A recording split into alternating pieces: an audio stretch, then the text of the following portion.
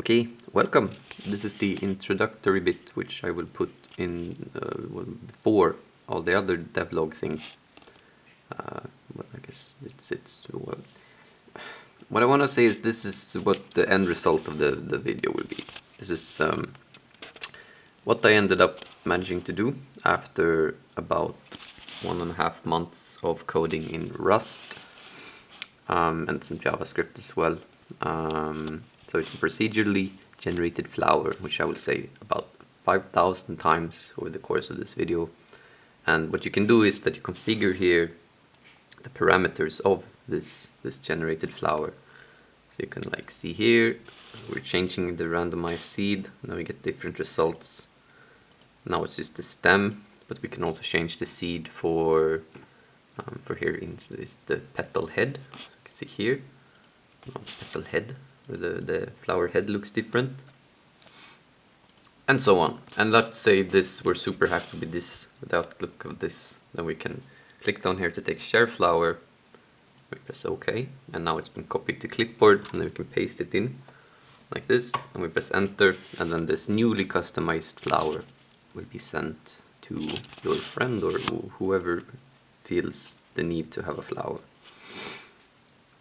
So yeah, this is the end result, and then there is a bunch of videos coming up showing the process of doing this. It's mostly me whining at shit, which is fairly obvious now in hindsight, but yeah, that's it.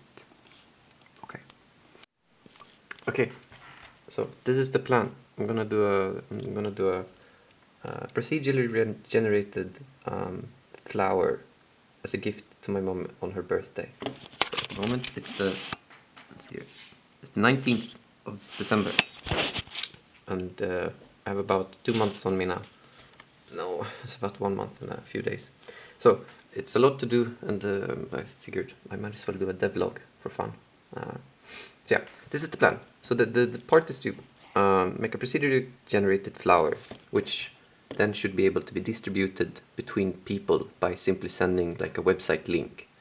And it should not be like stored in a server or something, because I can't be bothered with having a server. So it should be like, it needs to be an algorithm of some sort, so that the flower can be generated on the client side and look the same as it does for the person who generated it, but it should still be unique. So it's quite a hassle. So this is the plan. The step one is to use some sort of Bayesian curve to generate the stem. As we see here, we have like a straight line of points to begin with, and then we want it to become some more fun curve, which kind of looks like a flower stem in a way. And we do this by like randomly generating the amount of points in the stem, and then randomly like placing them. I see I rotated, like increasing the standard deviation of the points so that it becomes more random and it might look more or less like a stem. And this should then also be tied to the algorithm of the hash. We'll see about that. So that's step one, the stem. And the step two is to introduce the leaves from the points of the spawn point. I just figured out as I wrote this that this is gonna introduce floating leaves, but that's a future problem. I'm not really sure how to like lerp them into the actual stem. There might be a whole lot of math like that, but yeah, we'll see how it will work. So then we would have a stem, and then we would have petals, or like leaves. No, yeah, we have leaves. And step three is the petals, and it's kind of the same problem as the leaves, but it's the same thing. So it needs to be some sort of surface generator which allows to generate kind of a varied amount of surfaces which looks like petals or leaves, but it should not be too random, because I mean that doesn't really work, but it should still be random. So I don't really know how to generate a surface like that, and from what I know it could be quite difficult, but yeah, we'll see. Maybe there is something on the line. I tried googling it, but it didn't really show that much, only like cheap knockoffs and like attempts, and people who sat in like a 3D engine. Okay, how hard is that to just do it there? Yeah, we can get to that point why that's not possible. Anyways, now when those two parts are done, we have a flower, and now the point is to bake this flower into a hash somehow. So then you should be able to you should be able to create it and then store it into a hash somehow, and then you can just send a link with this hash to the website URL, and then this flower will be generated on the client side, because then it's like, yeah, I gave you a personalized, see here, I gave you like a personalized flower as a gift or something like that. Yeah, that's the plan. And then yeah, I need to write it in Rust. Yeah.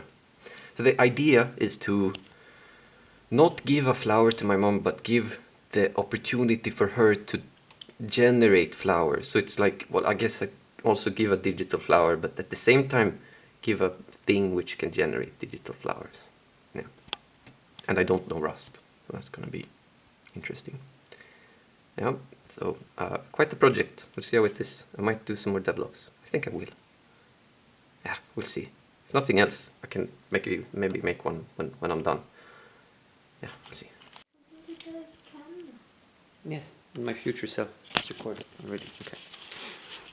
So, day 1 done. So right now we have this cube. It's implemented in Rust. You can see here. Wait, can we? Maybe I should turn it. Nah, it's fine. And Rust is proving to be pretty good, honestly. So this is the whole entire file. It's like no code at all, and yet it's outputting this, and it has live reload. So if I change this to like what, 70 degrees, and we hit save. Look, hit save. Pow.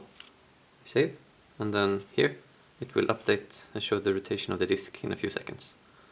It's not the fastest, but it's okay. And as you can see, look, it's rotated it, and here we can see that it's just hosted on a web page, which is exactly how I will serve it later on.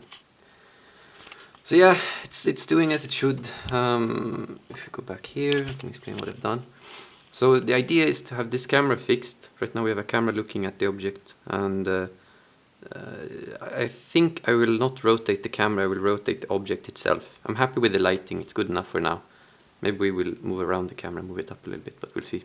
So here is like the disk, which will be as the plane to do the modeling, and then this cube will later on be the flower itself then. And then you should be able to modify and then create your flower then after that. But yeah, so far I'm using Bevy. It's like a game engine.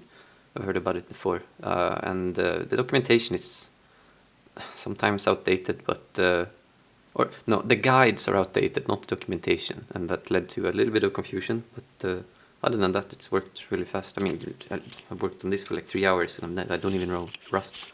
Still have this up, so it's very intuitive if you know a little bit of, like, have a background in programming. So it's good, and yeah, this is day 1 done. Wait, what? Oh, the Pinterest? Okay. Right, I'm doing the devlog thing. Okay, day 2 is done. Now it looks like this. So if we have the, let me grab the plans. Hold on. Okay, there we go. Yeah, we remember the plans. Yeah. So the plan is to create this, and then sort of do the linear interpolation from that, and then you can make the stem from it. So the moment I've done that, so you can see we have the points here, and then this is configurable using this generate coordinate function here, and it's quite simple. It took a little bit to figure out how to return a vector in Rust. They have the concept of a slice, so I figured that would be a slice as it is in Golang. It is not. You're supposed to use a vector, just like Java. So now you have like the vector object instead. So that's what I'm using. Apart from that, it was pretty easy to do the rest. But this is kind of the easy part. I figured that the next part is to somehow make this into this smooth mesh, which should like curve upwards like this. And how to do that, I don't really know, honestly. It will be very difficult. Well, let's play with this. So now if we increase the jitter here of the X, Y, and Z, like this. What the fuck did I do now? Okay, go back. Hold on, let me fix this. Increase the jitter here to. I can't do this with one hand. How do I do this with one hand? Okay, 5. We go down here, and 5. No, we don't want the jitter Y. We keep the jitter Y to do this, and then we do this 0.1 actually. I needed to have some jitter, because otherwise the random function complained.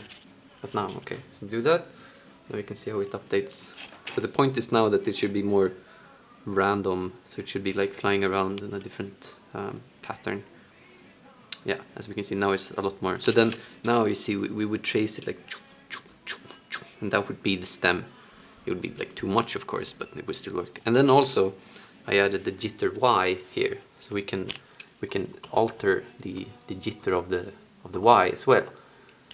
So then if you do this, you won't see any difference now, but the height in Y will be different, because every ball or every point has a certain delta. It jumps upwards, but then it also has a jitter. So you see here, it goes all over the place, and this enables in the future to have like, it goes like up and down, like a what do you call it?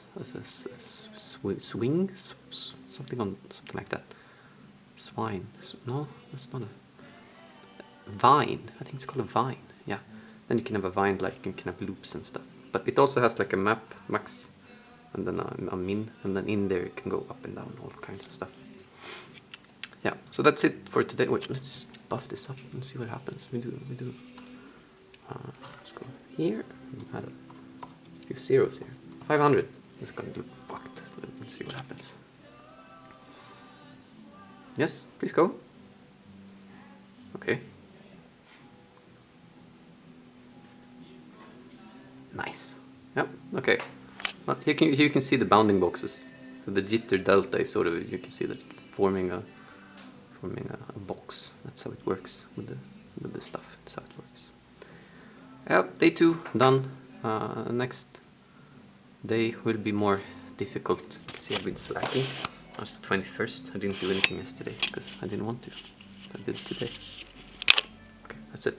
Done. Is this on? Oh, it's on. I'm doing this thing again. Right, devlog day 3, I think it is. And this is the progress. It might not seem like much, but it's not what it is, but it's what it is in theory. And in theory, it's a polygon. And polygons are good because from the polygon, I'm gonna construct a tube, and from this tube, I'm gonna construct the stalk. I think it's called a stalk. Yes. So I've been wrestling with Git and with Rust, trying to remove and Git ignore a bunch of files, which was tedious and annoying because I didn't include the Git ignore. Look, that thing. I should have had it from the beginning, but I didn't. I should have like looked up what to ignore in Rust, but I didn't. And then the whole Git history was completely riddled with debug files from this guy, the target.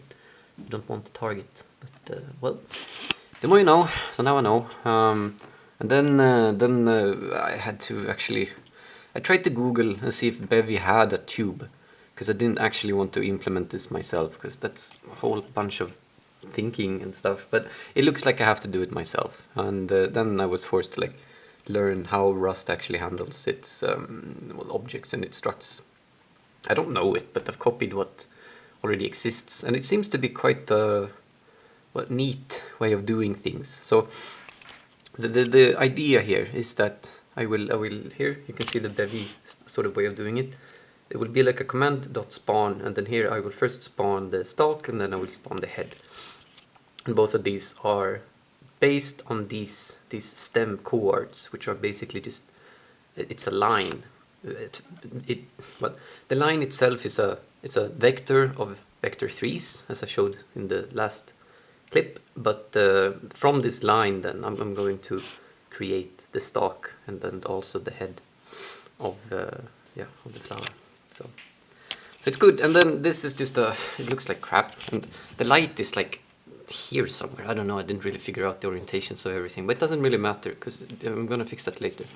The point is now we have a triangle, and from this triangle I know the system of, like here, how is the system of how to base and how to create the whole stem.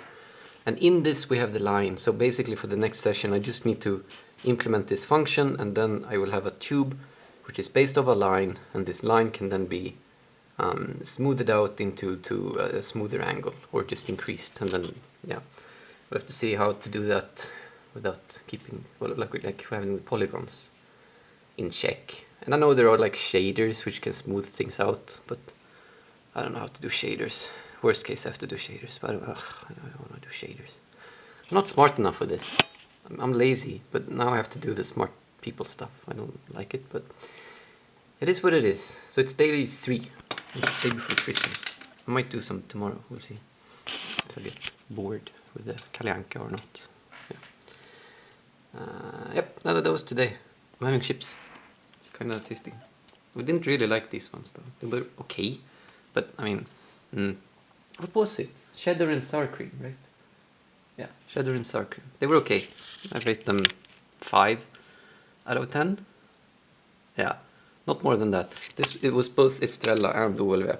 They both had the same flavor, so we figured, okay, we try both and see what is the best. But both are 5 out of 10. Estrella is maybe 5.5. Oh, here's the cat. Hello, cat. Now I quit this, because apparently these are getting too long. Yes, okay, bye. Oh. We'll figure it out. Okay, devlog number... Is it 4? 4.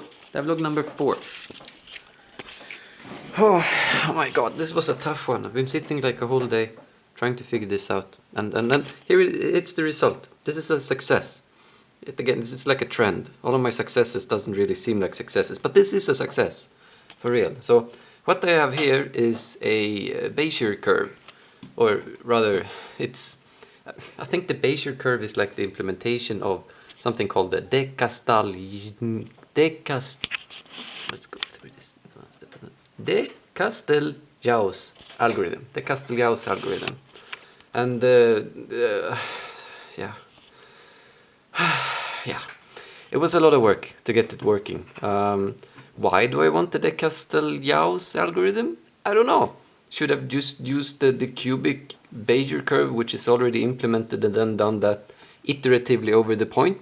Probably. But now I didn't do that. Now I decided to do it from scratch. And now you can see, yeah, okay. So it's a couple of issues. First of all, it goes down. We don't want that. It should go upwards, because it should start at the root and then it should grow upwards. Second of all, we can see that it just goes away somewhere. Third of all, this is not a stem, it's just a series of points, but I'm still, yeah, that's fine.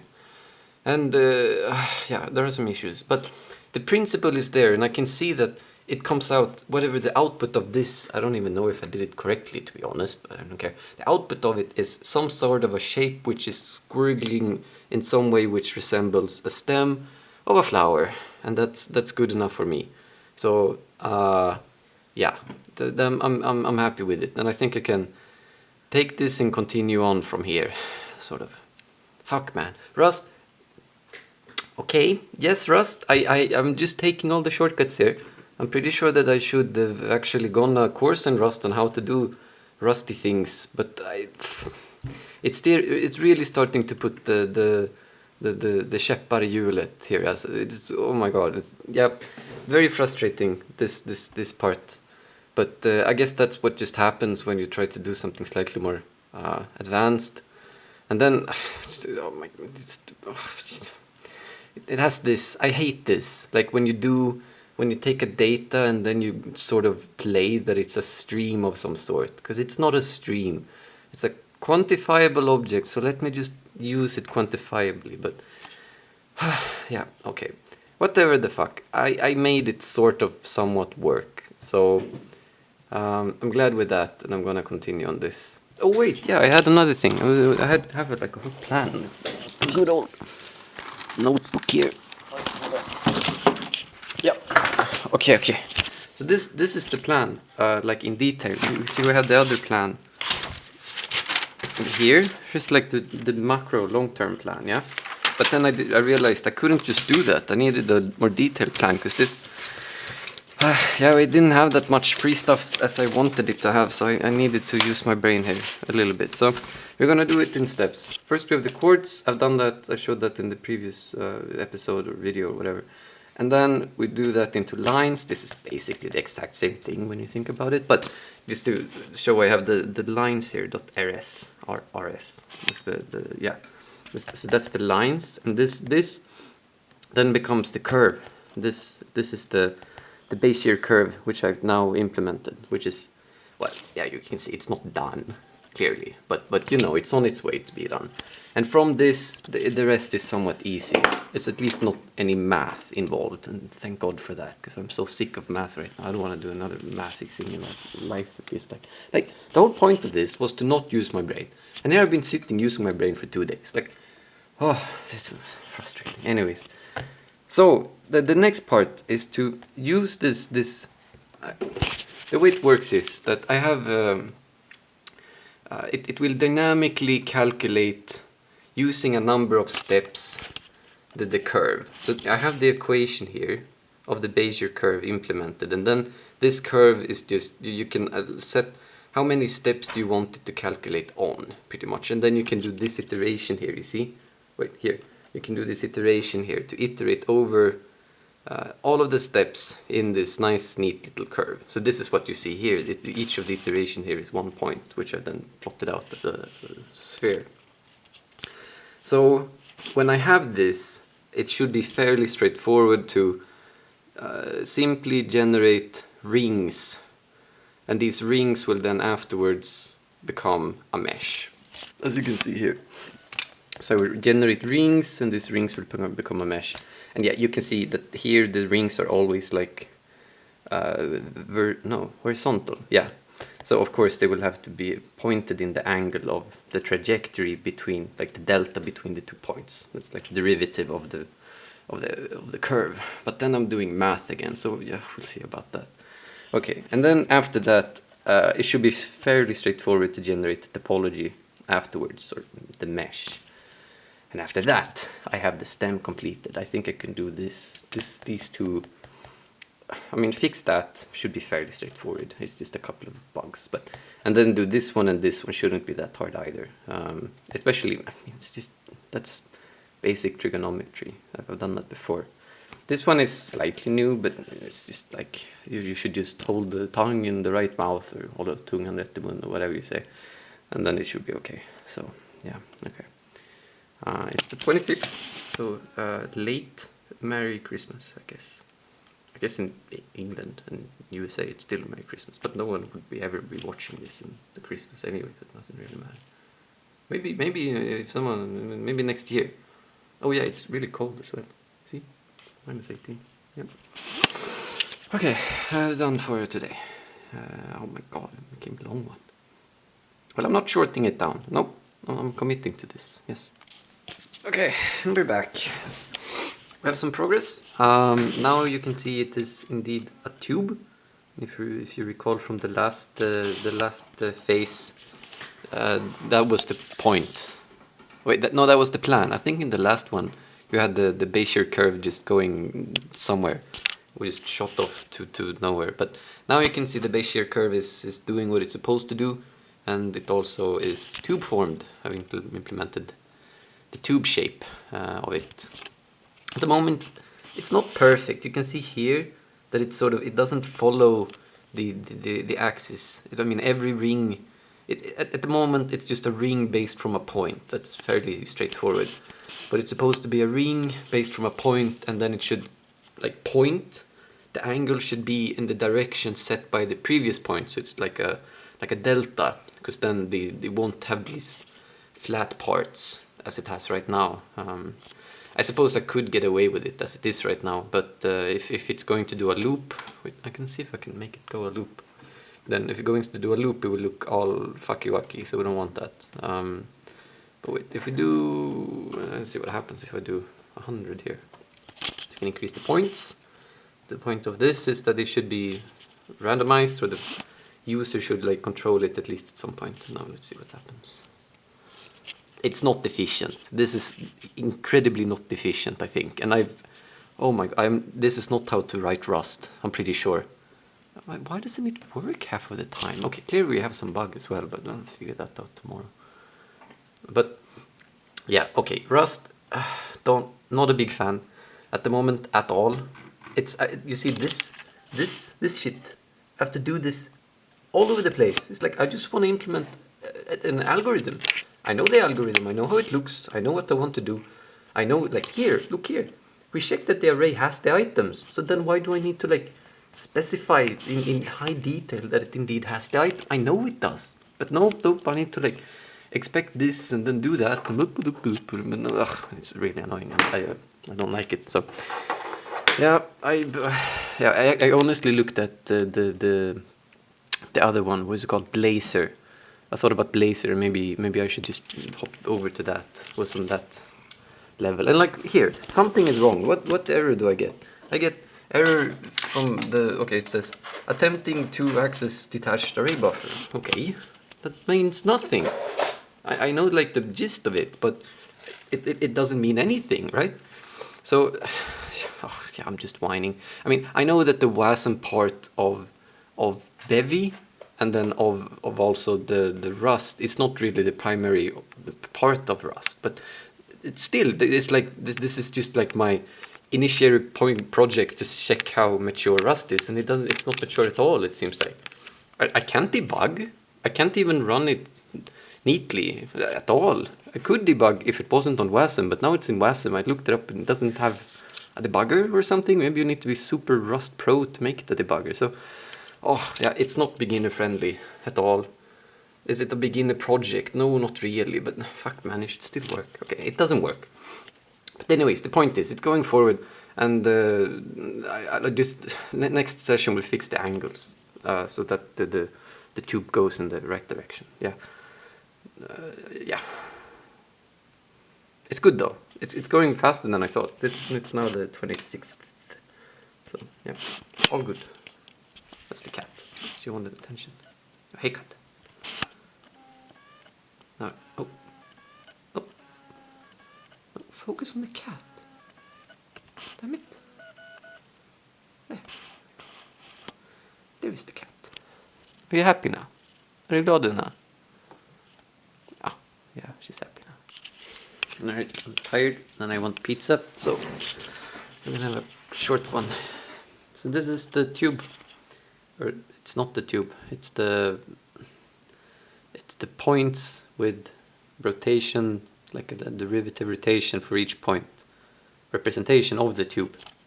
So if you can see, it looks just like a tube right now. With tube I mean the stem. But it took a lot of work and time to figure this out, because rotations are the devil, it seems. It's so hard. I can show you the code. So this is the code. You know when I said I didn't want to do any thinking? Well, I had to like revamp so much of university studies to just find out how rotations work, and it was just awful. Even then, I didn't even find the answer from there. So basically, it's just I'm cheating a little bit, because in the library I'm using, the Bevy, it has a function to look at, pretty much. And then from that function to look at, I get the quaternion.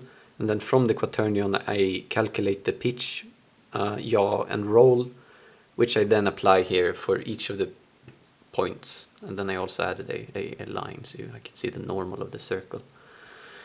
And it's, oh my god, that was very hard and took days to figure out. And I just tried and tried. And I had a rudimentary misunderstanding about how rotations work, because I never really bothered to learn about it. But, well, I guess know now that they are confusing, and the Euler angles, no, they're most convenient, but they kind of suck at the same time. Yeah. Well, that's it. It's done. Now, yeah. Next part is to turn this into an actual mesh. You see, it's very laggy right now because it's not designed to work like this. And for each of these balls, I have a lot of vertices. So to have it like this, very down. So I'm going to convert all of this into one coherent mesh. And then after that, we can actually start having some fun, because then I can make like, well, I can make the stem. And then from the stem, I could spawn several tinier tubes, which is like branches, or like branches which would then turn into leaves and so on. So like the procedural part of making a flower could actually happen. That's good. Good. Alright, devlog number 7. Is it 7? I don't know. Might be devlog number 7. I'm not gonna check. I guess you're not gonna check either, so then we don't know which devlog it is. But it's 7. Yeah. And it's oh my god. Fuck. Progress. Definitely progress. As we can see, it's a tube, and it has a mesh, and it's wheeling its way upwards. some slight issues which I thought that I would have fixed. You can see here, it's doing a loop-de-loop, so it's going up and then it's going down and then it's going up again. And I spent so much time trying to figure out how to do the like rotations and shit so that it would not be like this. The whole point was that now it should have a uniform radius, like a uniform width at all points. That was the point with them trying to follow the rotation of their upcoming point, that you should always have it. But it seems like somewhere maybe my calculations were wrong, or I've done something wrong. Or obviously, otherwise it wouldn't look like this. But I might look into that later. We'll see how much time I have. But it's an improvement, an area of improvement, absolutely. But apart from that, it's looking quite good. As you can see, we have a lot of points, a lot of like geography, a lot of information baked into this, but it's still fairly efficient. And it's looking smooth and it's looking nice, and the glossiness here, that's fine. Basically I've just done the mesh part right now and then applied you can see here, I've done the stem, oh that's the light, the stem, and then here we see they have just a green material, like a base color, which is green, so it's intentionally quite not the best at the moment. See, where is the seed? I know I put a seed somewhere, I don't know where I put it. Is it here? No. I wanted to change it up a little bit. Now it's because I have a fixed seed, which means that it's always going to generate the same way. Here in the chords, generate chords. How do I get in this? It's tools, generation, stem, maybe. Oh, here, yes. So we do 4. We test seed 4. We see if we get another one. Let's see how that looks instead. But yeah, what's taken time here was, well, I got the orientations down, but then I just sat and scratched my head over how to actually triangulate the mesh. It turned out, oh, that was a cool one. It's like here it's the hanging downwards on the head. It's gonna look better. It's still a bit fucky-wucky, but I mean, you can't really tell. And I like that it can end up going downwards. That's a bit charming, I suppose. Yeah. But yeah, it was the triangulation which took longer than I thought it would. And I don't even actually know why it works, to be fair, but it does.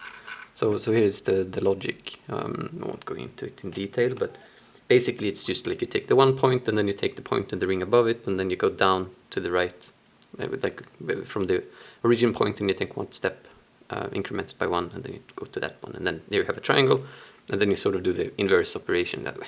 Well, I won't go into it, but the point is, it seems to work.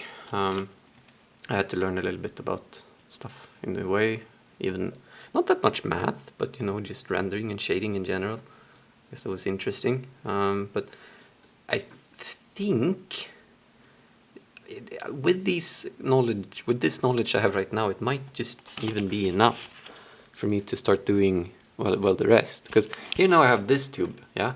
I could easily just take this tube and then spawn another tube here, but wait, that will look weird. No, will it? Yeah, it will look a little bit weird, but not that weird. And then I could anyways just spawn that out and at random intervals, and soon we come to the player ground of it, where I can add the things. Wait, go to the look at the math. Look at all the math in here. This is the math I did for the other one. I don't know if I showed that before, but it's a fuck ton of math. Ugh. But yeah, we've done. If you remember the plan, this was the plan. We have the chords, and then we have the lines, and then we have the Bezier curve, and then we have the rings, and then we have the rings with the orientation, the angle from the derivative, and then here we have the triangulation, so we can make it into a mesh. So this is here. We're done with this now. Wait, we have a long-term plan. What am I doing here? Let's see here. Bezier curve, yep, done. And then what was it? Points, stem, spawned leaves, floating leaves. Yeah, no, that's alright. I think I'll just base it from the origin point. And then they will have to grow independently and like stick out through the mesh. That'll be fine.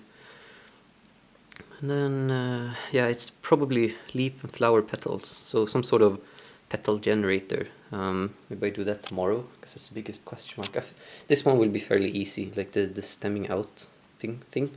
That'll be fairly easy. I'm a pro now at the normals and everything like that, so it's all good. No, it's not, but I don't think there will be that much headaches. It needs to be affected by gravity. Or do they? Oh shit, Q-pop, look. Solar Q. The solar queue is like, what?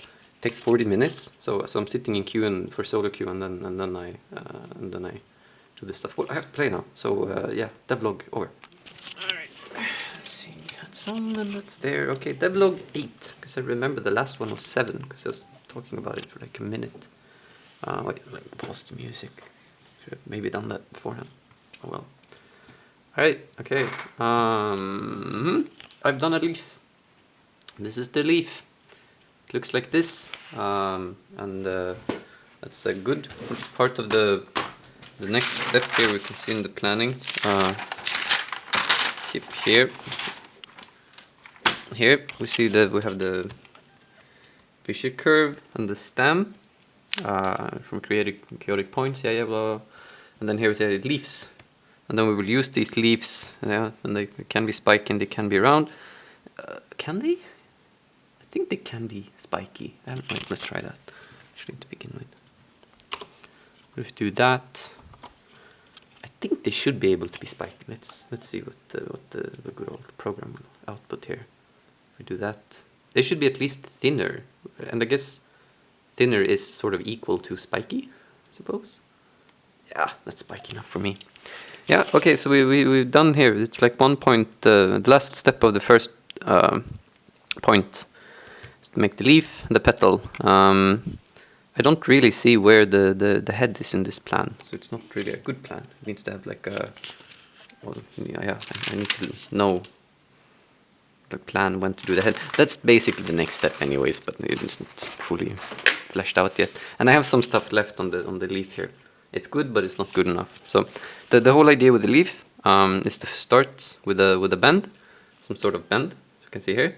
And then do another curve, which is in the shape of the leaf, and then you mirror that curve, and then you create a leaf-like shape. So here we can see the middle, that's the bend. So if we turn here, we can see that it's a bit weird, it's a bit funky, squiggly. That's intended, that's the bend. And then we see the shape of it here, that's the shape, which is then being mirrored along the y-axis. Yeah. Let's not get into the absolute math, but definitely it's basically this is how it works. And then here is the triangulation schema. So we have the middle line here, that's the bend, and then the shape here goes outwards, and then we create triangles outwards. And this works fairly well. I noticed that if it's a very wide leaf, it doesn't look that good, but then again I'm not gonna have that, that's fine. And yeah, this sort of works, except for one little detail, and that's if we look at this side. You can see here. Okay, so this is looking a bit wonky. You see here, it's like glitching, and that's because the vertex normals are a bit weird. So if you look at from this side, where the vertex normals aren't weird, because they can only point in one direction, then it's fine. But on this side, it's not fine. It's glitchy. I don't know if that comes across, but yeah, it's a little bit glitchy. So this does not work. It needs volume, and the way I'm going to do that is pretty easy. You see, we have the shape here, the root. So what I'm going to do is add another point slightly behind it, like here. Pow and pow. Because then we have the vertex normal here, which points this direction, and then if you do, comes to a shape like this, and the vertex normal here, which points in this direction. Yeah, and then we have all the sides covered, and it becomes I don't know how many more triangles. It becomes slightly more triangles, which is not good, but they're going to be quite low poly and small objects, probably, but that can be configurable as well. So we can optimize it later if need be. But the thing is, this vertex schema I have to go. So I have to throw that all away. Try to figure out how to do this other one, but it shouldn't be hard. But I'll just do that tomorrow. I don't feel like it. Oh, and by the way, in the last one I whined that everything looked like a flat worm, and that I spent so much time on making it not look like a flat worm. And the issue was that they simply had disabled the stuff, which made it look not like a flatworm. So yeah, that's a pro tip. If you make something, make sure that it's actually implemented. Yeah, and turn it on. Don't have it turned off, because it doesn't do anything if it's turned off.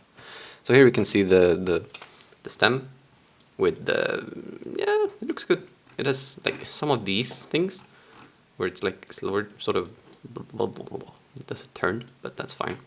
Apart from that, it's uniformly, as a uniform radius all the way, and this was a very weird one, to be honest. But wait, why? Is it a different seed? Well, I don't care. Whatever, it's good enough. Fuck it. Yeah. So we have the stem, and then we have the leaf, and then the plan is then, because I have a good location on where all the rings which makes this up are, and I also know the normals of those rings. So then it's very, very easy to simply make a new tube. This is a tube. To make a new tube which starts as a origin point from the ring's origin, and then make it like grow outwards from the normal, and then at the end I attach one of these leaves, and we have leaves which grows on the stem. And then with the same idea, I'll do the head as well, but the head will be slightly different. We'll see what to do with the head.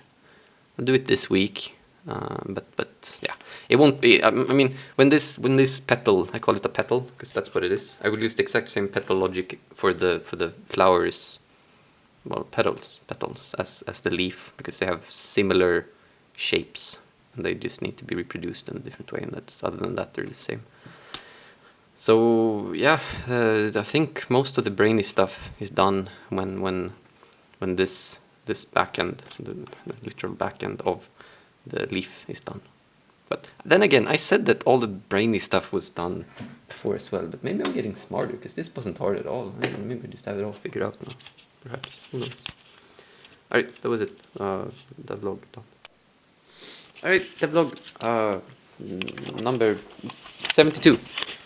The leaf is done. It took a lot of time and a lot of effort, because I had to figure out. In the previous one with the stem, I said that it just magically started working. I realized now that it sort of doesn't. What I did was I activated this. It used to be a triangle list, but then I changed it to a triangle strip instead. And I didn't know what that meant, but it just magically started working, so I was happy with that. But with this one, it's a lot more complex shape. So wait, yeah, I don't know if I showed that actually. So yeah, I think in the last one I had to do it in 3D. Yeah, and that's what I've been doing now, which has been quite the struggle. I don't know if you can interpret this, but this is the 3D mesh. So what I did was I added another point like behind the root point here, and then I added another point there, and then I had to experiment so much with the like which order to build up the triangles, because they only show if they face one direction, and if they don't like face a certain direction or something, then they will be see-through from that angle. I don't know what determines this or why this is, or not. Yeah, it doesn't say anywhere in the documentation. So I just had to trial and error, try every single orientation of building these triangles in order to make it work. And well, yeah, eventually I got it working. So now we have the leaf generator done, and then I can tweak the parameters and stuff and make it look a little bit neater. But you know, it's good as it is. It's good enough at least. And yeah, it's good. It's probably what I will do this weekend. No, this vacation, I think. And then I will have to do the rest. On non-vacation, I feel like all the brainy stuff is done. Now it's just to take all of these components and then make them, turn them into a product. And that's my job anyway, so that's fine. Alright, the vlog done. We're having pizza. Pepperoni pizza. We're trying a new one. It smells great. It looks kind of good too. Oh, actually, it looks exactly like the other one we always have. I get some later. Anyways. This is where we're at. We're at the seaweed simulator. So at the moment we have one stem, and then from this stem we have 100 leaves going upwards. The only problem is that the leaves are right now, in fact, stems. So I haven't really figured out how to puzzle because it needs to be like a leaf, and then it needs to be a petal at the end of the leaf, and I don't know how to like merge those two together and then keep them relative to each other. it seems to be a bit... Wait, let's actually do a test here to see how it works. If we move the parent up, I've done a lot of refactoring also, which is why it's taking a bit of time. So at the moment, the whole system is that we have here, we have the flower, see? And then you have the head, you have the leaf, and you have the stem. And the flower is one object we can see here, which just simply contains the head, the leaf, the stem. And then we simply, here in main, we create the flower by initializing it with a bunch of defaults, because otherwise it just takes so long. And then we spawn it. So we take flower.spawn. And I felt like this sort of structure was a lot easier than to just do it in one big blob. And then another thing is that all of the parameters have been extracted out into mostly defaults, but I can still set like random things when it comes to, for this part, it's the petal for the head. I can still generate the randomness, like it's configurable. So I can tweak that, and if I can tweak that from the main, then I can extract that into tweaking it from input from the user. That's the whole point of this application. Okay, so wait, what was I gonna do? Right, the test. So if we move this one down, let's say 5, will everyone join? That's the question. Will they go under the disk? If it goes under the disk, then, well, it's slightly easier, but... Oh, now we crash again. Why do you crash? Hello? Length is 0. Like, sometimes Rust does very weird shit.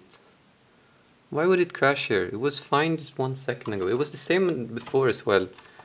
When certain numbers just makes the memory explode. And it doesn't say anything, it's just a big blob of error. Like, okay, thank you. How can it have length 0? It shouldn't have. Okay, we do 10 again. 10 worked fine last time. I hope it doesn't do that in production. That would be a huge mess.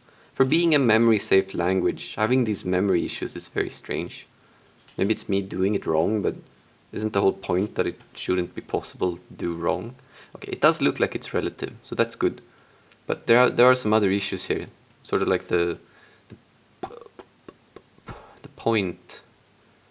No, that shouldn't affect it then. Yeah, I don't know why they don't spawn inside the tube. That's next. You can see here, like it doesn't really go in. Oh, yeah, thank you. It doesn't actually go into the where it's supposed to start. Then the angle is also wrong, because it does orientate from the pivot point, which is in the middle of the bounding box. It needs to pivot from the start of the stem, and I don't really know how to adjust the pivot point. Maybe I can just set it, but I don't know. I probably can, because that feels like something you would have in a language, but I need to do and figure that out somehow. But yeah, anyways, progress, but it's kind of slow progress. We can see here now it's the 14th, and are we back again? Yes, I think we're back. Sorry for that. Okay, so the schedule is the 30th. So we have 2 more weekends, or 2 weeks, but really just 2 more weekends until it needs to be done. It's quite a bit done. So I want to have the petal and the head and the leaf generation done today, so then I can start on the product, like on the actual deployment of the service in the next week. I have that already done on a bunch of other stuff, so it shouldn't be that much of an issue. But just adding a button, I don't know how to do that in this, or in Rust, or adding like an input field, I don't know how to do that either. So yeah, we'll have to see about that.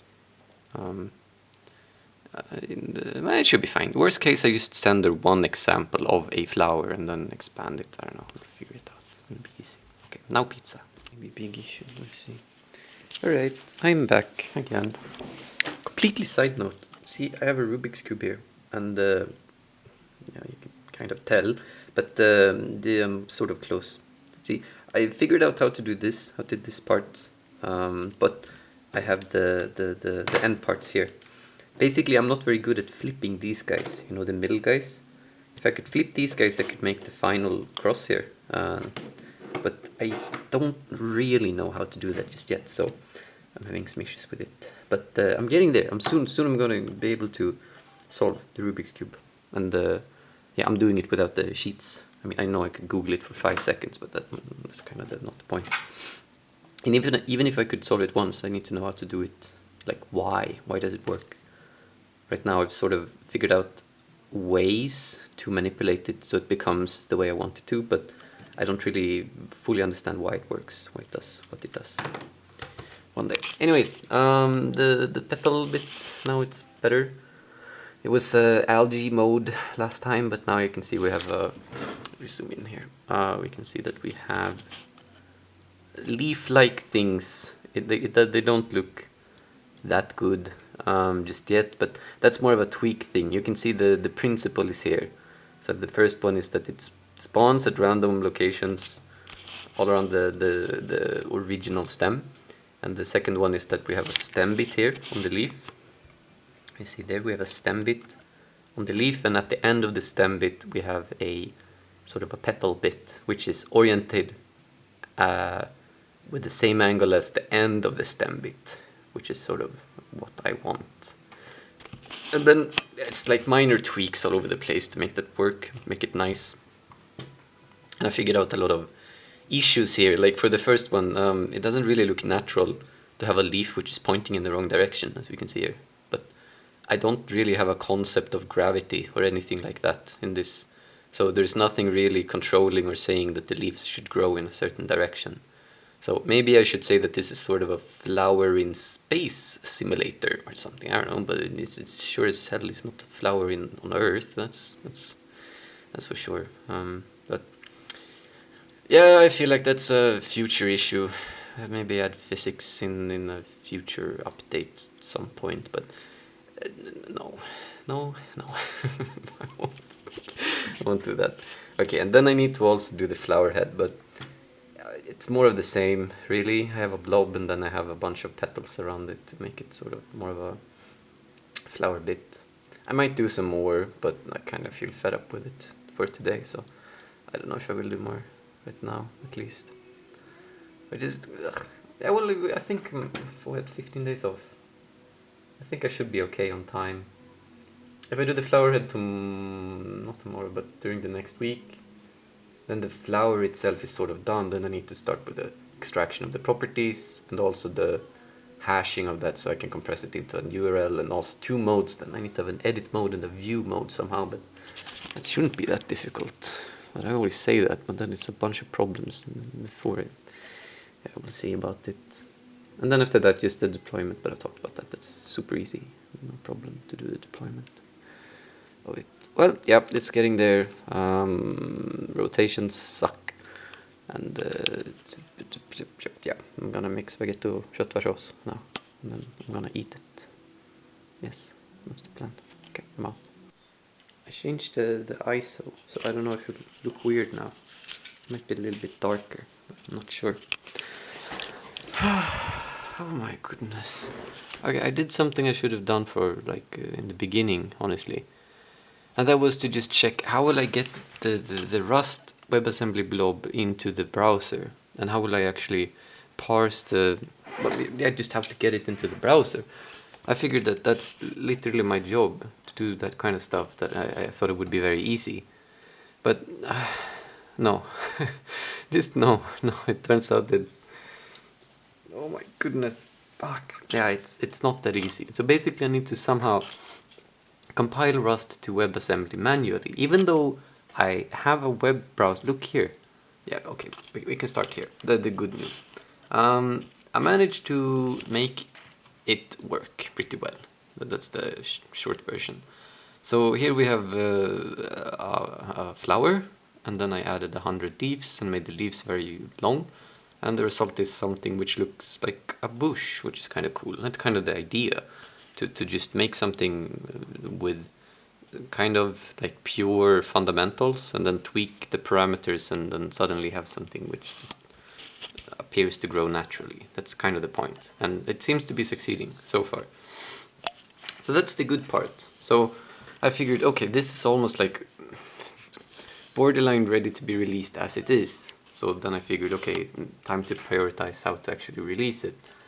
And yeah, after much work I managed to actually compile a WebAssembly blob yeah, I think I whined about it before, but the documentation was quite outdated. But I managed to actually get the WebAssembly blob, and then I managed to pack it into a Webpack, and now is the point is to just host it somehow.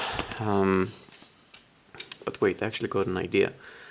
The guides and stuff says that I need to use Webpack, but I'm not really sure if I actually do need to use Webpack. It's kind of a like I don't even like Webpack. Webpack is just dumb for my uses. I usually just write everything raw. So.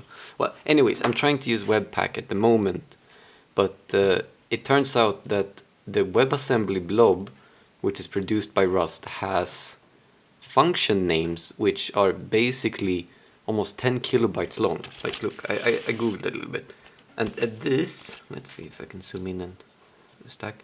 This is the function name of one function. So like the compilation is fucked. This is what it compiles to in like WebAssembly somehow.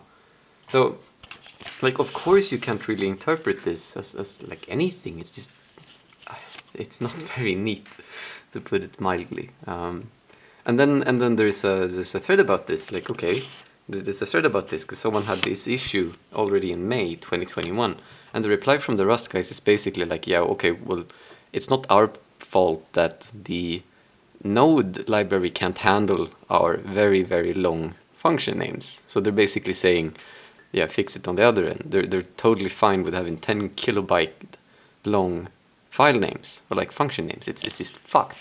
Like, yeah. So yet again, the Rust maturity is sort of proving to be a bit difficult. It's like it's very easy to get something small going. It's like, oh, very quick, wow, cool, nice. But then when it tries to scale up, it does seem to, yeah, it goes into, yeah, it becomes difficult. So, yeah, this is annoying. I will probably be able to get around it somehow, but I will end up having to just tweak and potentially just write my own bindings for WebAssembly. And I've done that once, and that is brutal, so I really hope I don't need to do that, but yeah, we'll have to see. Maybe I have to wrap the Rust in C, and then compile from C. Just using mscriptem or something. Oh, I really don't want to do that. But I don't know. Yeah, we'll figure it out. We go back to the good stuff. So this looks great, and as we can see, there's not really any performance issues at all. And I'm even having a stream on the side. And like considering how many more, like every one of these, I think I have 100 up right now. Every one of these are a tube, so it's the same tube as this one, which shows that I guess either the rendering software which I'm using, the Bevy, is well optimized, or I've written good enough code that it's just scalable. It's good news anyways. I don't know if I've showed the leaf, but it was the same principle there. I used to have like a lot of tweaks to it, like a lot of parameters, but when I just toned down the parameters and made it like balanced, it turned out to have this very neat leaf-like shape. It seemed to just sort of happen naturally, and yeah, I'm looking forward to find more like happy accidents like that. I think there will pop up. But the other goal is just to fit in the flower head around here, and I'll do that this weekend. But I think the prior right now is to figure out how to actually get this into some sort of a what do you call it? Some sort of web server where I can parse the properties from the URL, and then also how to get those properties into Rust would also be quite difficult, considering how hard it seems to be to just have a fucking web server. It shouldn't be this difficult, but yeah, when everything is so easy to do, of course, when you try to go slightly outside of the box, it becomes impossible almost, or a lot more difficult. But it is what it is. I'll sort it out later. No, they can't see if you're in the way. No, okay, here's the attention. Yep, there it is. Yep, all the attention. Yeah, this sideways attention. Är du glad nu? Ja? Okay. Alright, well, this vlog out. Okay, devlog number 14. Some good news and some more bad news. It seems to be the trend nowadays with these things. The good news is that, let's see if I can get it to work here. 80, we're gonna go to 80. It's working. I think it's working. It should be loading, and oof, yes. So here's the thing, which I've already shown, but as you can see here, it's on 8080, which is kind of not that big, but it's big in the fact that it's actually hosted by Webpack, which is great, because that means it's been packed for the web, and it's ready to be, well, further packed to the web. I can basically just put this in a Docker image and then host it. And then it's like ready to be hosted on a web page. So it took basically a whole day's work of just trying to figure out how to get the Rust WASM blob into JavaScript and how to actually get it out. But from now, I should be fairly okay in one sense. Like if I were to do one proof of concept with a pre-designed flower, I could do that and then send it. So I guess there's sort of a plan B if I really need it. But that's not really the plan. I'm still going for plan A, which is then to have this web page. Because like, yeah, I have this web page here, yeah, and I have bindings to the Rust code. So it's quite easy to do, well, just a button around this general area, like the buttons and fields and everything, where I can then tweak the values and then regenerate this flower after the values which I've tweaked in HTML. Well, that's kind of easy to do, and I can do that.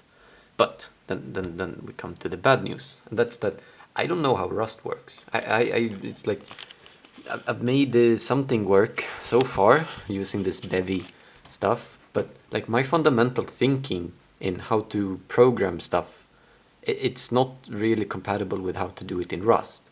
Like the whole idea with Rust is that it's scoped based. So whatever exists here in the beginning of the scope gets destroyed here at the end of the scope.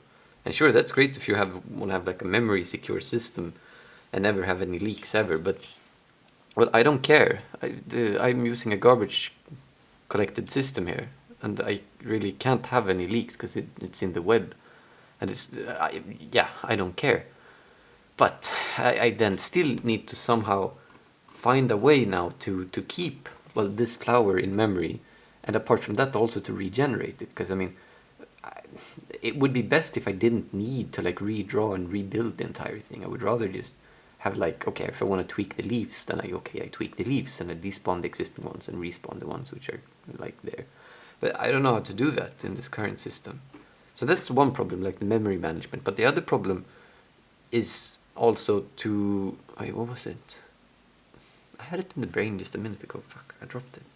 Where did it go? It's the, hold on. Right, how to trigger it. I don't know how to trigger it. Because right now I'm using Bevy, and it's like, yeah, you like register different systems here. You see you have a startup system and you have a pan-orbit camera. The camera one is the one which I can turn around and stuff. But then how do I like link that into something which is running in JavaScript? How do I link clicking a button in JavaScript to somehow go into this ECS, this entity component system, and yet again without using some sort of global cache thing? Because I don't know how to make the, like if I had a global cache, if there were global variables, it would be fine, it would be easy.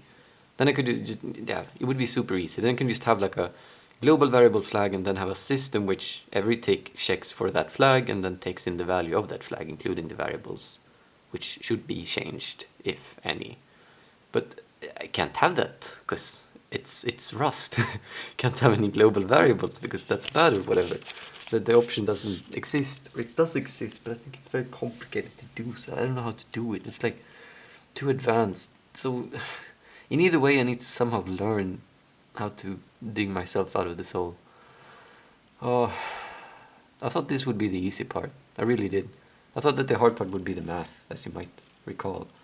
Well, the math I know. The math is sort of, it has an answer. It's been solved. This hasn't been solved.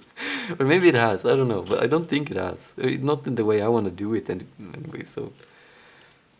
yeah. Now it's the 22nd, so it's 1 week away. But as I said, I think I could be able to hack something together and then like sell the general idea of it in well, maybe a few hours, maybe a little bit more than a few hours. But then, yeah, I could figure it out. But I want the full thing. It's gonna be a lot of work to fix the full thing. Yeah, so that's the status right now. I tried to install Tailwind CSS along with Webpack. That did not work at all. It's I really dislike NPM. Like the whole JavaScript ecosystem is just incredibly cancerous. Or no, it's not, but it's not nice to work with at all. It's so vague and it's so. It's like they set their own standard in a way which is very confusing and convoluted. And it's a little bit pretentious. I guess everything is. You always think stuff you don't understand is pretentious and dumb. I guess that's the like inverse Dunning-Kruger effect in a way. But I'm just salty because I don't want to learn it. Yeah, that was a long devlog today. Now it's done. Okay, bye. Right, we have a morning dev update this time. So it's at 7 in the morning. I'm about to go to work. And as you can see, it's 3 days until deadline. Oh, it's 3 days until deadline, and it doesn't work just yet. Basically, I'm still just struggling with Bevy. It's not doing what I want. I don't understand it. I don't know how I'm supposed to like. I can get it to work in a big context, but now when it comes to the nitty-gritty details of actually having it to work, I'm having issues with it. So particularly right now, I need to despawn this guy here, and then respawn it containing a new config. So to begin with, just getting the data of the config from JavaScript or the front end to Bevy was a huge struggle. Like a huge struggle. It took a lot of. I didn't know how to do it. It wasn't clear any good ways. I asked online twice. I asked ChatGPT. It didn't know. I asked like 2 people at the office who I knew, who I know knew Bevy. Like I know they've done basically this system, and their advice was like, yeah, you're doing it wrong. That's a bad idea. It's like, yeah, okay, fucking thanks, great. But yeah, of course it's not their fault. But fuck, man. But anyways, I managed to figure it out, and it basically what I'm doing is that I'm using a DOM element, which I can retrieve by ID as if it was the JavaScript project, and then in that I can contain some data. And I can also write data there, so then I have some sort of cache. I can write and I can read data from there. And that's good, so then I can actually transfer the config, because whenever the config has been updated, I can put it into this DOM element and then read it from Rust. And this works. But now is then the problem, I need to despawn the previous flower and then respawn it. And I can't figure out how to despawn something. It's stupidly dumb. It says here, like, yeah, we should remove resource and then have in, like, the type of the resource. But that makes no sense. I need to remove a specific entity by ID. But it doesn't exist an option to do that. I'm just baffled with how complicated and how can it... Yeah, it's not a good start of the day. It's fucking... Jesus.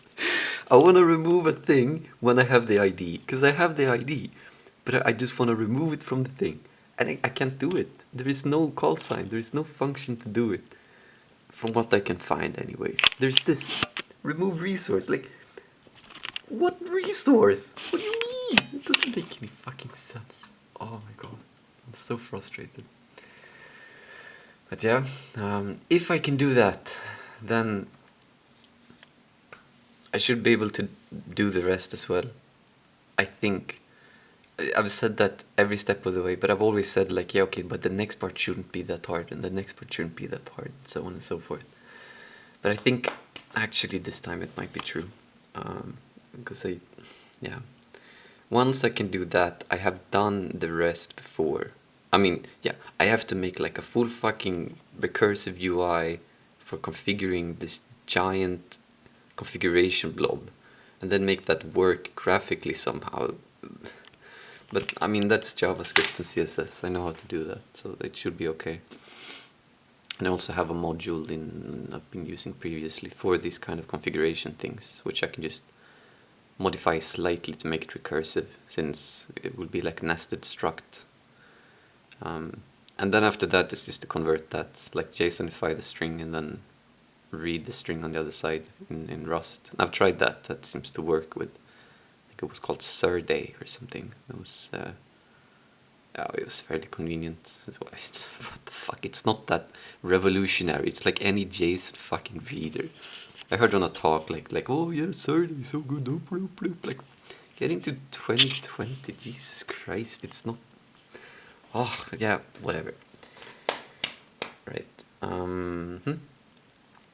So yeah, I won't have time to work much more on this today because I will be busy all day, and then tomorrow is a lot of stuff to do. But I think I can get it done tomorrow and on Sunday. And then time's up.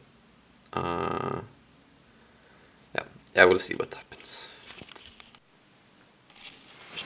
All right. It's late. I've been coding for not many hours.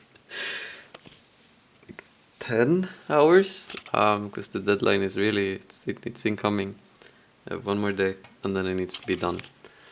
And it's so close. It's stupidly close right now. So I don't remember what issues I had before. I think it was a problem to actually link the JavaScript with the Rust. And it was like to send over the config.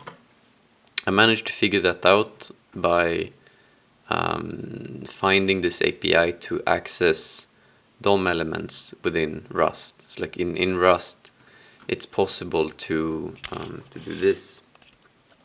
Basically, you can access the DOM, the window object and the document object in a very neat way, and then query for a specific DOM. And if I had that query for the specific DOM, I could then get the inner HTML of that specific DOM and use that as a data transfer. So if we look here on the, hold on, press Ctrl P, index dot.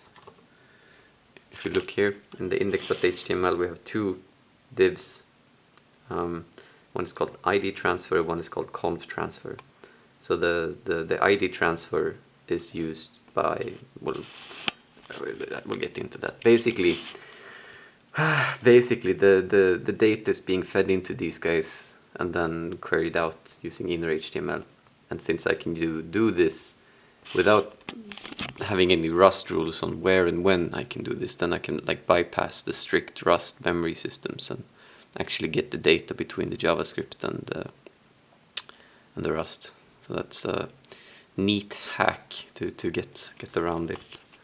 So for the majority of the last few hours now, oh right, I also set this up. So with the ability to send the data backwards and forth, I was able to send and parse out the config.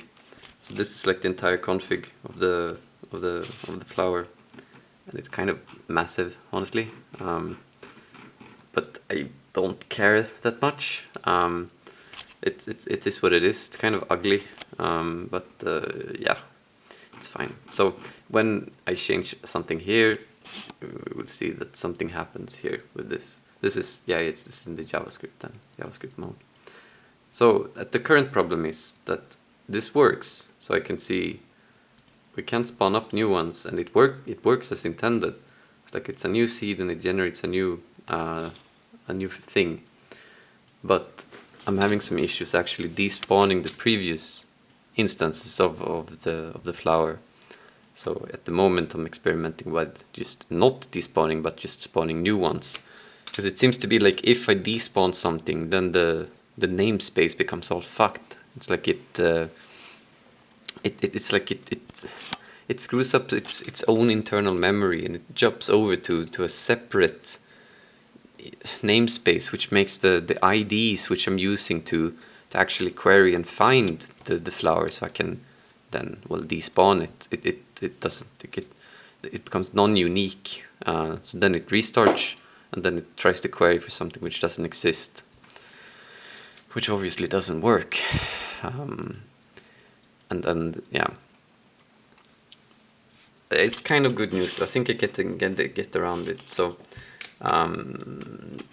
you doing this way, by not despawning, I can at least spawn several new ones without issues. We can see how many we can have before it starts lagging. It's quite optimal. Look, it's like a crazy amount of vertices here, but it's still fine. Now it's starting to be a bit slow. What? 30 flowers in one, and still okay. Then again, I have a good computer, or okay computer. Whatever, now I'm just trying the stuff. So tomorrow I have to fix that. I have to fix the despawn and respawn, because that's the last fundamental piece. Oh shit, yeah, except for the URL parse. But that's not... I feel like that's possible to do, because it's just JavaScript. And it doesn't touch Rust at all. It's just basically converting one of these configs to a URL. It's going to be a very long URL. It might be too long actually, so it's not possible to send it, but it's possible to do. It's doable. I bet there's a billion JSON to URL parameter things online which I can use, so it shouldn't be a big problem. I could fix it in an hour, no doubt. But then it's also, yeah, as you can see, it doesn't have a flower head. But given all the stuff which I've already done, it shouldn't be that difficult to do, I think. Considering it's like I've done it before for other things. So I think that should take like maybe an hour or so. The config for it is already set up. We already have petals set up. So it should just be to basically start at the last point of the stem and then do a circle of petals. I think that's the initial approach. So it should be fairly quick and easy. And yeah, I messed around a little bit with deployments of the other projects I've done. So the deployment cycle and the release cycle is sort of working. So yeah, it should work. I think I can get it done, but fuck man, it's yeah, it's a struggle. It is a struggle. It's pretty cool. I do like it. The concept is there and it does work. It's far too complicated. Like, I don't even know what half of all of these tweaks and options and everything is. So ideally I would like to have it done today, so then I can actually use it tomorrow and find bugs and stuff. Like, look, this, if you have a seed, you can make this negative. And now it just crashes because it's expecting an unsigned int. So yeah, there are a few hiccups and weird stuff, which is not good, but it is what it is. Yeah, it is what it is. It's gonna get done at least. So yeah, that's good. Devlog out. I'm gonna go to bed because I haven't slept. I worked too much. And fuck, man. Yeah. Yep. Go. Alright, this will be the final devlog. And that was the cat. And I made it. I made it. It got done in time. So now if we're going to bromma.lora.app, you can see that the application is done, that it's working.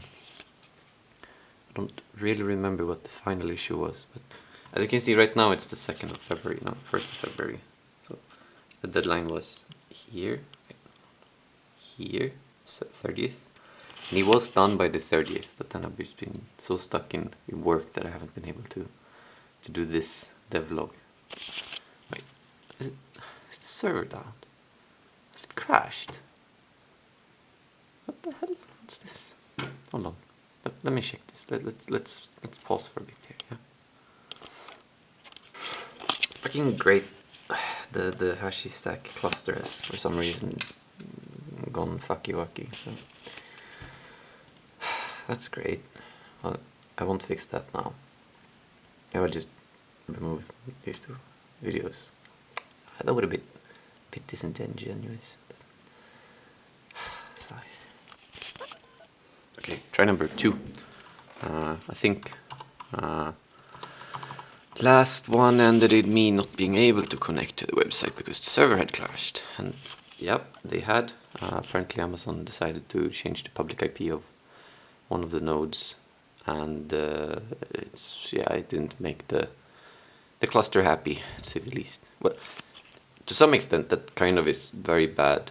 I mean, it's not very good high availability if the entire purpose of it is to survive down of one node, and then if it can't do that, then like, well, what's the point, right? But oh well, here it is. It's done. It's on my website, so it's working as it should. What is this? Okay. I don't know what the state was in the last video, but pretty much now it's a couple of days past my mother's birthday, so it was actually done there at the 30th, but then the server crashed at the 31st, so she wasn't able to see it on her birthday or the days after. And then after that, of course, there's certificate issues because the browsers don't trust the certificates. I don't know why, honestly. It's like they get a legitimate certificate, but they don't double check it. They only rely on what other people have had previously. So it takes like a day before the Let's Encrypt certificates become valid. But here it is. It works. Yeah, it works online, and you can do all the things that I intended to do. Let's see, let's do the bend curve. Yeah, okay, looks cool. And then we do shape curve. Let's go wild. Let's go 60. Wow. Wow, wow. We have -6 here instead. What happens? And we have, I'm out of petals. How do I do that? What leaves? It's the leaf. Let's make it less green. I didn't do much. That's weird. Alright, where's the... I should be able to configure the amount of petals. Oh, here, 21. It's at 10. You can see what they look like. Okay. And then here, labs 2. Okay. That looks weird.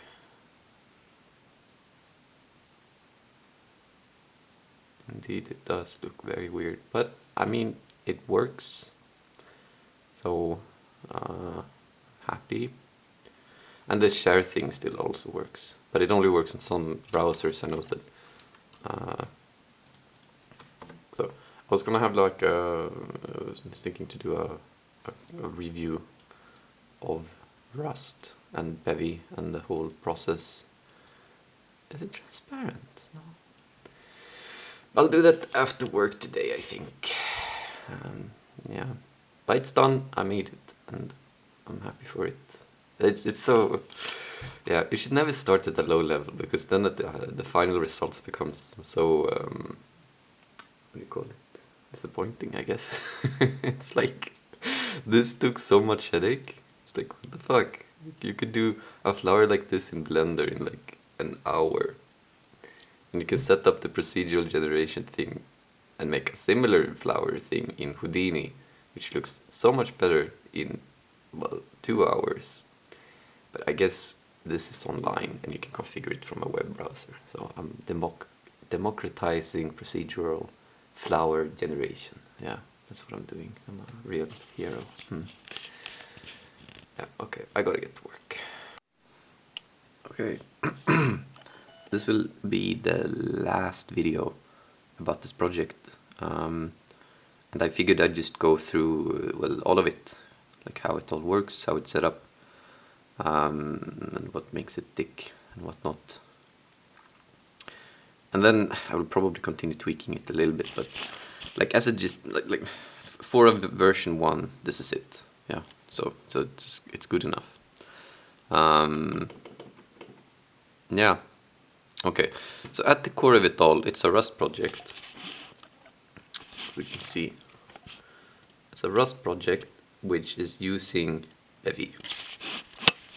Bevy is like the gaming engine in Rust, which well, it's built on an entity component system, pretty much, and then it's, yeah, it has some help in functions, but it doesn't give you that much. But it gives you like the boilerplate stuff. Like it gives you a window, it can resize the window, it gives you a rendering engine. I haven't touched WebGL or anything like that. It has fixed all of that, and yeah, it's very neat. So that's like the core of the actual 3D rendering software. It's this Bevy and Rust. We'll dig into that a little bit later, I think. And then on the other side, this is being built into a package for WebAssembly, like this. The building step is using something called wasampack. So you use wasampack and then you build it. And then after that, as you can see in the makefile, I install it using Webpack. So yeah, the next part of it, like the hosting and the actual, what you call it, the view. No, it's not. I don't know what layer this would be, but the musical like menus and then the bootstrapping and things, that is based in JavaScript and specifically Webpack. So here in Webpack we, well, yeah, pack the application. I'm kind of shit with Webpack, so I don't know how to use it in a good way. You see here you have a Tailwind config, but I never got that to work, so that doesn't exist. But this is a NPM project. When I wrote this, I was a little bit upset with Webpack because I couldn't get it to work. But it works like Webpack works. Like you build it and then you get a dist, and in here you get the bundle, which is like the super bundled minified shit. But in general you steer it here. So you have an index.js, and then from this it will extract all the libraries you have, and construct your JavaScript application. So basically what we do is, it's like here we have the WebAssembly, and then we import it as B, and then we start the WebAssembly blob down here, and that is actually running our Bevy application, which is compiled to WebAssembly. And then up on top of it here you can see I've done a lot of things where I can actually configure it in a neat way, just to make it work, to like tie up all the loose ends, make it into a functional project. So this is the HTML, index.html, very simple. Just import the bundle and run it pretty much. Yeah, there's also some minor things. I have my own HTML element there, the imago element. That's for the config. And then these two other dumps are for state communication between the JavaScript and WebAssembly. And that's a hack. I mean, I solved the problem with no global variables in Rust by simply coding the global variables into JavaScript and then querying JavaScript for this global state. But I don't think that's how you're supposed to do it. Well, that's how I did it anyways. But yeah, that's like the big scale things. So we build the WebAssembly into the WebAssembly out. Oh, I thought it was package. Okay, we build it to WebAssembly out. Fine, whatever. And then we copy that in. No, that's been installed here in the package.json. Let's see, it should be like file, yeah, here, see, this is it. And then we simply remove the previous instances, and then now you see, remove the previous instances, and then we rebuild npm install, and then we install the new instances, like the newly compiled WebAssembly blob, and then we run it. And that's like the build stage. And this is being packaged then into Docker, of course, and then I'm using Nomad on my cluster. I'm using HashiStack. Don't look too closely at that hash. Oh, it doesn't matter, it's already expired. But then I compile it into a Docker image, which I then run using this Nomad. Yeah, the HashiStack. And then, yeah, we have a traffic ingress on the cluster. That's server infrastructure. Maybe not that interesting. No, it is interesting, but it's not for this video. That's like a different thing. Yeah, okay. In detail then, let's go into the nitty-gritty of everything. So it works, okay, first of all, it's kind of a hack here. See that it's called lib.rs? Yeah, that's because I couldn't figure out how to be able to build it and run it locally with, as you can see, this command with the cargo watch run. I couldn't figure out how to do that and also compile it into WebAssembly. So now if I run, look, now if I run, make up here, up, it will complain and say like, yeah, you can't do that. A bin target is like must be available, blah blah blah. So in order to actually run it locally, I have to change the file name here from lib to main,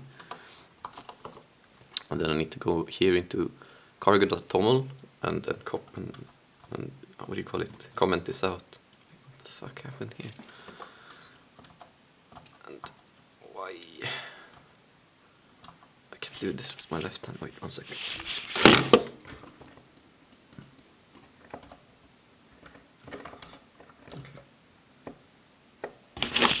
Yeah, I need to do that and that. So this is the cargo.toml, by the way. Let's zoom out so you can see. This is cargo.toml.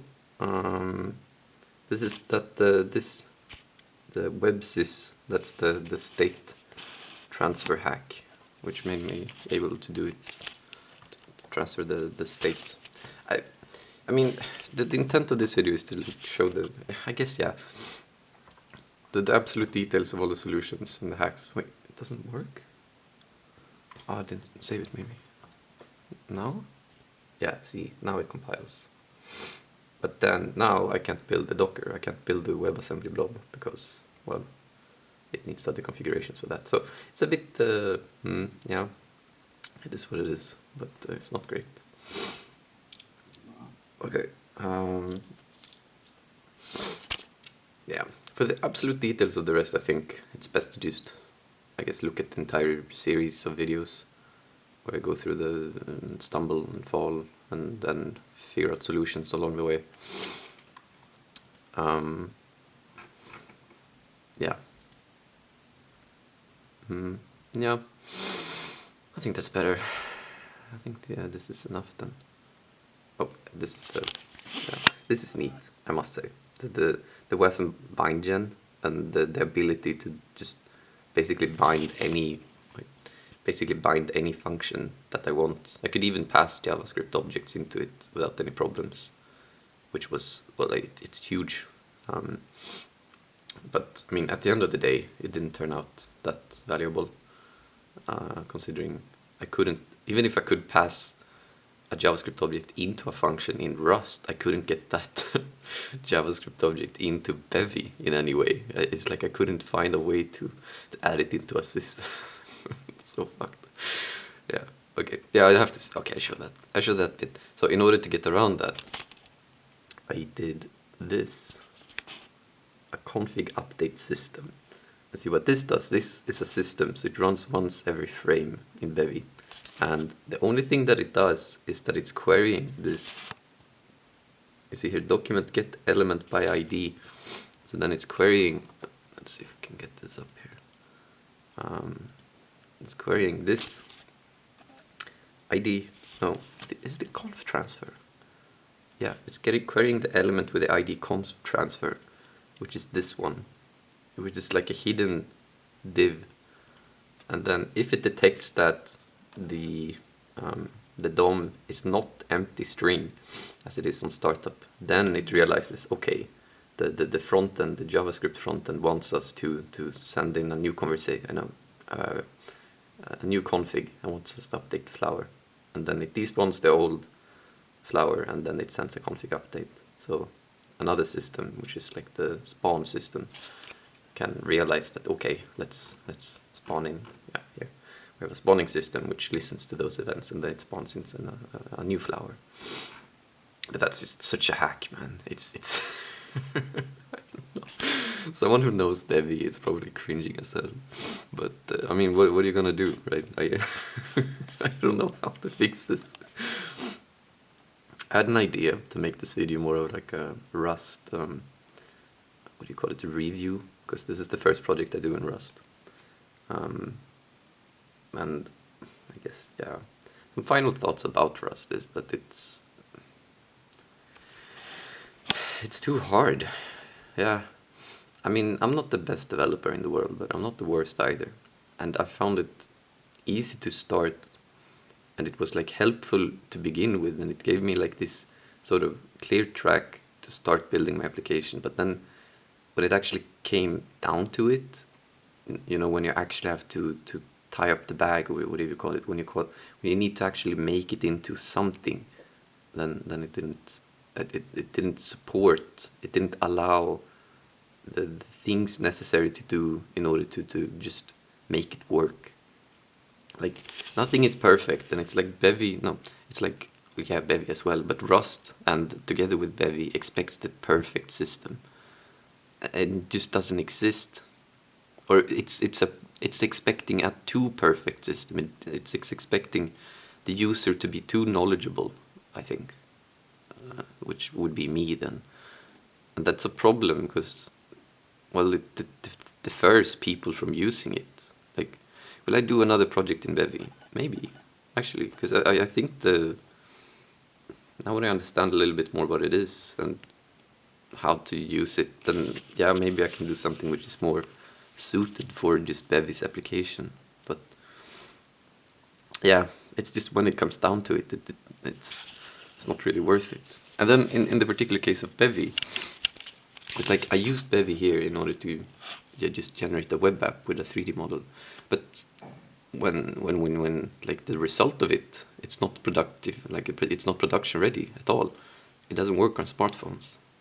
So it's like I didn't know that before. I just assumed that it would work on smartphones because it's like it's a production state library, but it's not.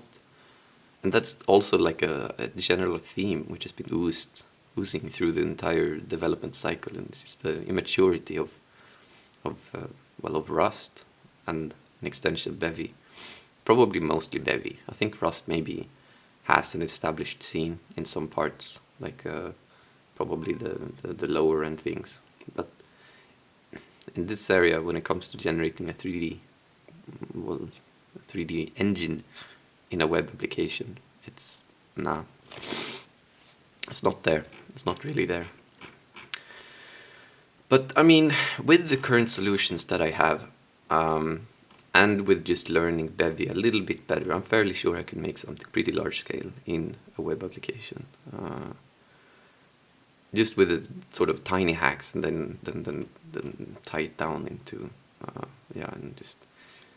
I mean, I made it work, right? But the problem is often when it comes to systems like this, it's not if it's good, it's if it's the best. Could I have made this in another language better, more efficiently, and with better cross-platform support? Yes. If I just written the 3D engine in like 3JS or some other 3D engine which is designed in JavaScript, it would probably be faster, it would be easier to develop, it would be easier to deploy, and what do you call it? I always forget what it's called. It's not Bootstrap, it's not Boiler, what is it? yeah, the compatibility would be a lot better across devices, and it would probably be better optimized. And the build system would be easier, would load a lot faster. The payload would be lower for the user. This is you can see here. If going to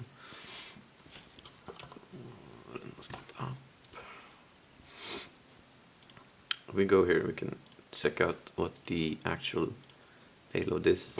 Oh fuck, where'd it go? Here, refresh.